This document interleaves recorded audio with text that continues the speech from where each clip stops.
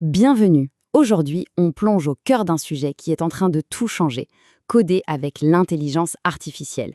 C'est une vraie révolution, que l'on soit un pro aguerri ou que l'on débute à peine. On va décrypter ensemble ce que ça signifie vraiment. Allez, c'est parti. Regardez cette phrase. Elle vient d'un simple tuto YouTube. Et pourtant, elle dit tout. Créer une application quelques minutes sans expérience. Il y a encore 2 ans, c'était de la pure science-fiction. Aujourd'hui, c'est une promesse accessible. C'est vertigineux quand on y pense. Et ce n'est pas juste une promesse en l'air, les chiffres sont là. D'ici 2026, on estime que 41%, soit près de la moitié de tout le code écrit dans le monde, sera généré par une IA. Ce n'est donc plus une petite tendance de niche, c'est une véritable lame de fond qui redessine le paysage du développement. Alors voici notre feuille de route. On va d'abord parler de la révolution en cours. Puis, on verra concrètement ce que l'IA nous promet. On ouvrira ensuite la boîte à outils des codeurs d'aujourd'hui, on apprendra comment s'en servir intelligemment et surtout quels pièges éviter. Et pour finir, on se projettera un peu à quoi ressemblera le développeur de demain. Commençons par le commencement, le changement le plus profond. Pendant très longtemps, savoir coder, c'était un peu comme avoir un super pouvoir réservé à quelques initiés. Eh bien, ce mur est en train de s'écrouler sous nos yeux. Et les conséquences sont énormes. D'un côté, ça ouvre les portes du développement à des gens qui n'y auraient jamais pensé. De l'autre, les développeurs aguerris voient leur productivité exploser. Ça veut dire quoi? Des prototypes plus rapides, des applications sur mesure moins chères et un potentiel incroyable pour tous ceux qui ont des idées. Bon, mais concrètement, ça ressemble à quoi, cette IA? L'idée, ce n'est pas d'appuyer sur un bouton et de laisser la machine tout faire. Il faut plutôt l'imaginer comme un copilote, un assistant personnel ultra compétent qui est là pour nous épauler. Et ce copilote, il n'est pas dans un futur lointain. Il est déjà dans le cockpit. Aujourd'hui même, 40% des développeurs utilisent des outils comme GitHub Copilot tous les jours. C'est énorme. Le mouvement est déjà bien lancé. Du coup, avec ce copilote, le développeur gagne de vrais super-pouvoirs. Fini de perdre une après-midi à chercher un point-virgule manquant. Fini les tâches répétitives et sans intérêt. L'IA s'occupe de la plomberie, ce qui libère un temps précieux pour se concentrer sur ce qui compte vraiment. La logique, l'architecture, la créativité. Très bien. Mais alors, de quels outils parle-t-on exactement? Le marché explose, il y en a partout. La clé, comme toujours, c'est de savoir choisir le bon outil pour le bon besoin. Faisons un petit tour d'horizon des stars du moment. On a Claude, réputé pour générer un code très propre. ChatGPT, que tout le monde connaît, parfait pour se lancer. GitHub Copilot, c'est un peu la référence chez les pros. Et puis Gemini, qui se démarque par sa capacité à lire et comprendre des projets entiers. Ce qu'il faut retenir, c'est qu'il y a de tout et qu'on peut commencer à expérimenter gratuitement. En gros, on peut diviser ces outils en 2 grandes familles. D'un côté, on a le chatbot dans le navigateur. On lui pose une question, il génère un bloc de code, c'est super pour apprendre ou débloquer une situation.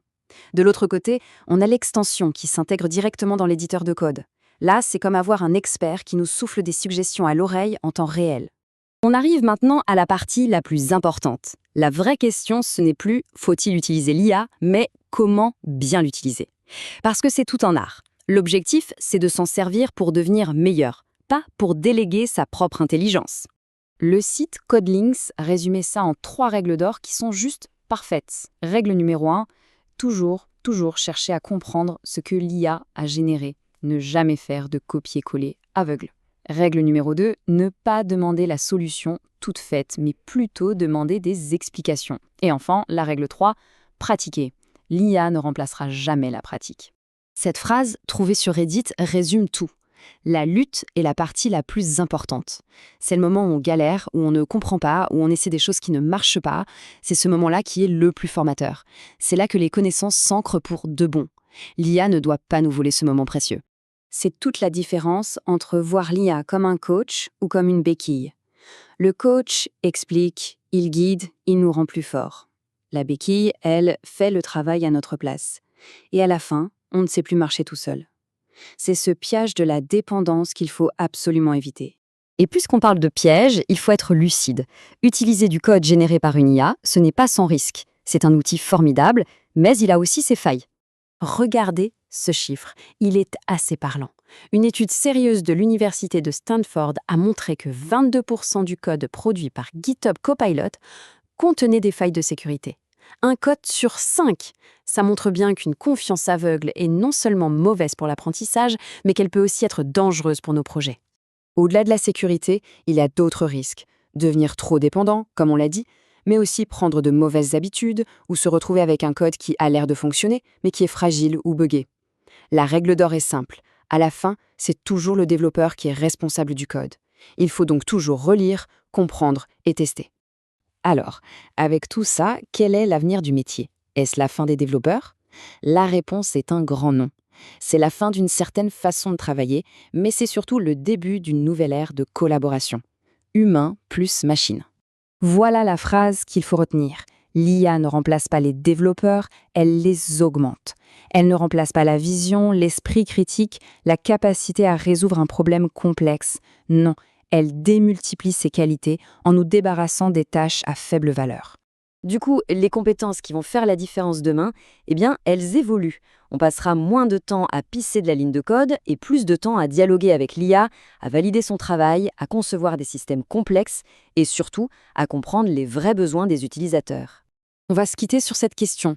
Si la machine peut écrire le code, quelle devient la compétence humaine la plus précieuse? Peut-être bien que c'est la créativité, la capacité à poser les bonnes questions, à imaginer des solutions nouvelles. Peut-être que demain, la créativité sera la nouvelle ligne de code. La discussion est ouverte.